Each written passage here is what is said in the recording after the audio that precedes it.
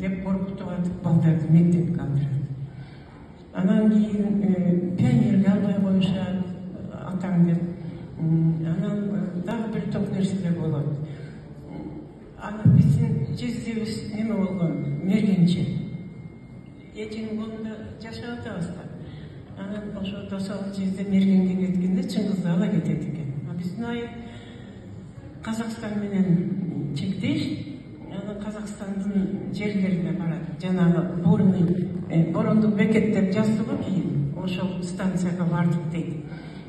Таласына чыгып, Казакстандын таласына чыгып, анан жезден бир жерге алып барып айтты дейт. Мынау түлкүнүн ийини. Мен азыр түлкүнү кубалап келем, сен ошол жерде тур. Түлкү келгенде ийинине киргизбе. Макул деп турдум дейт. Түлкүнүн анан кармасак, анан соебуз, анан немесин терисин сыйрып алабыз, анан немесинен мехинен томор жасайбыз деп айтат да. Анан ошону менен жездем тайгандары менен барып анан түлкүнү кубалап келет.